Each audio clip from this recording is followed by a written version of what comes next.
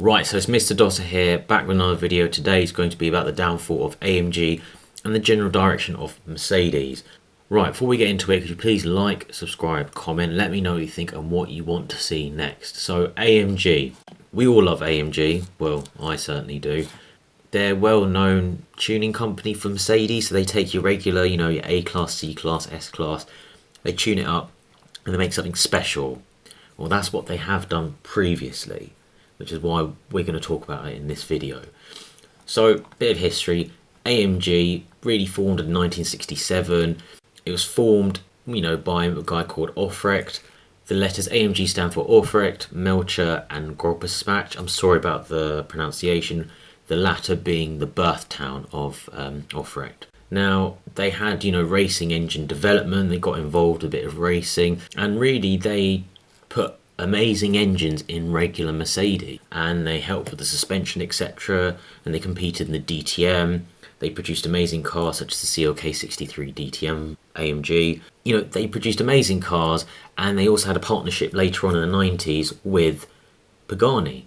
So in the SL65 AMG from the mid-90s, like 94, 95, which can I say is a very, very rare car, hard to find one, they took that engine and they effectively put that into the Zonda.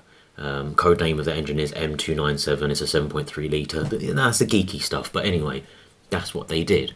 Now, AMG, I think to the more sort of younger audience, is known as, C63 is the go-to, and that's a naturally aspirated 6.2 litre V8. I think that's the one people know AMG by, because it's an amazing engine. They put in the E63 as well, the S63, the COK63, and they also put it in the SL65 as well. They put it in a numerous amount of cars.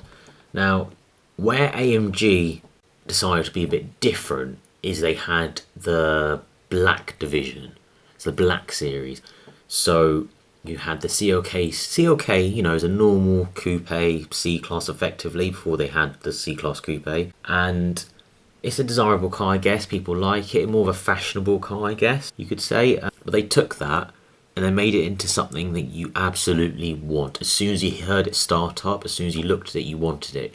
Even though the COK63 AMG Black Series had no rear seats, massive wheel arches, a spoiler, was very impractical, very stiff suspension. As soon as anyone started it or drove it for 30 seconds, they were like, yeah, I want one.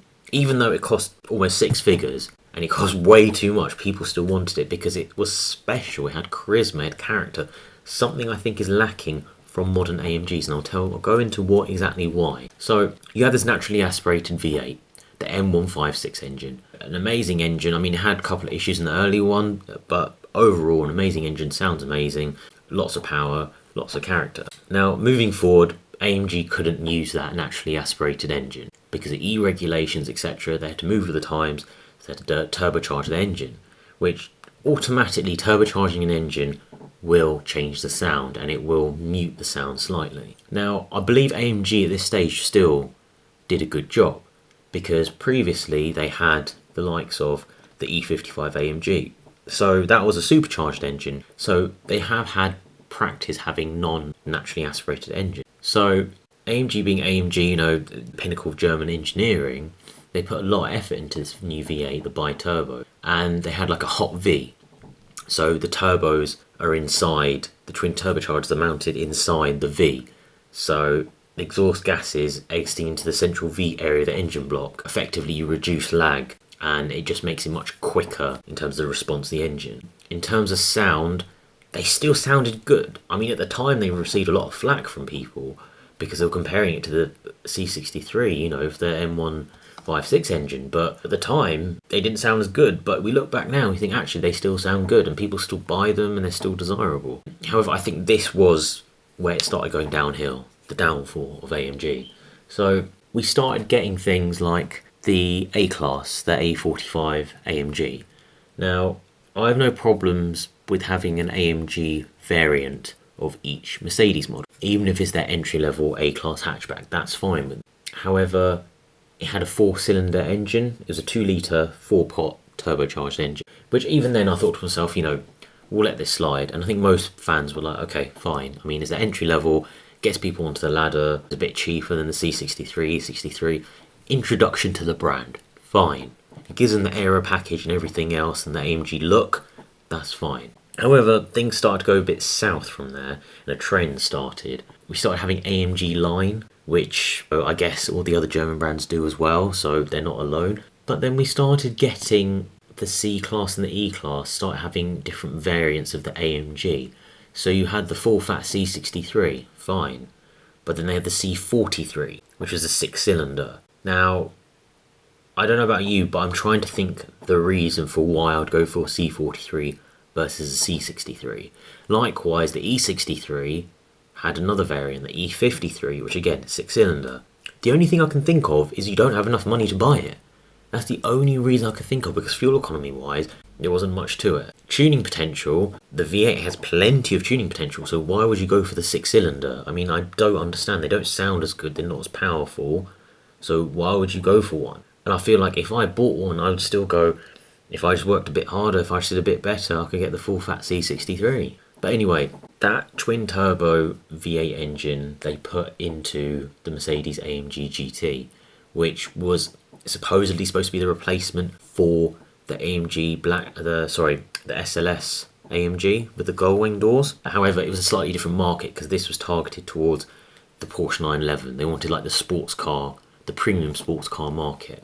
So they had the AMG GT and the AMG GTS. Now, that was fine. It was a daily car, more usable, normal doors, softer suspension. They had like a cabriolet convertible version.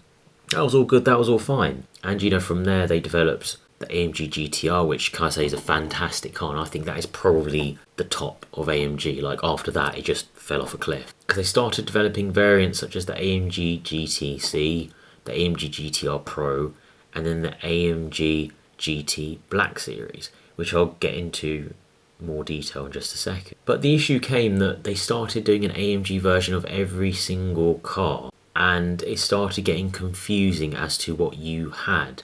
So they did like a shooting brake to compete with the Panamera. So like it was called the Mercedes AMG GT 63S 4-door coupe. That's his official title, by the way. I'm not making that up. That's his actual official title. Got it on my screen right now. And then they developed a 53 version. So you start thinking to yourself, right, they're producing all these different variants, all these different things.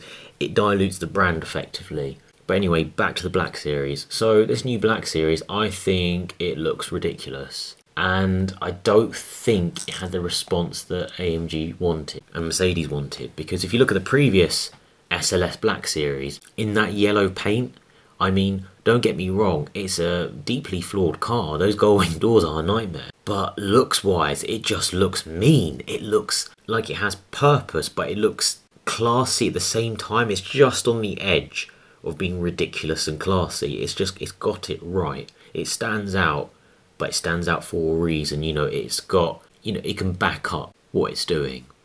You know when you get fighters that they talk a lot of rubbish, but then they got nothing to back it up? No, this isn't the SLS Black Series.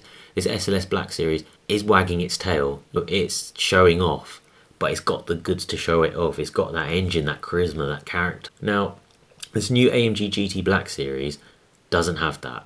It looks like a mess. It's an aerodynamic mess. And whilst they say it's very fast on the track, guess what? Actual GT racing car of this will wipe the floor. It is so much quicker, and yet this car is hugely, deeply compromised on the road. It's far too stiff to use on the road, and yet it doesn't sound like a V8. It doesn't sound like an AMG. There's many videos on the internet of people reviewing this car on launch day being disappointed by it. You can tell by their face, even though they might not say up front on the camera, this sounds like rubbish.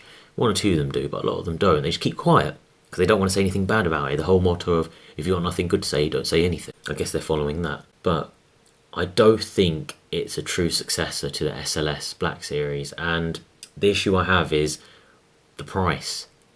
It's £330,000 starting. Why would you buy one of these? If it doesn't sound like an AMG, it doesn't have that characteristic of a typical AMG, and it looks like this, why not just buy a GT2 RS? The GT2 RS will be just as quick. The GT2 RS will be more usable on the road, and I reckon it'll hold its value much better than this will. I feel like it's more desirable. It's the go-to car. And moreover, why would you buy this Black Series over GTR Pro?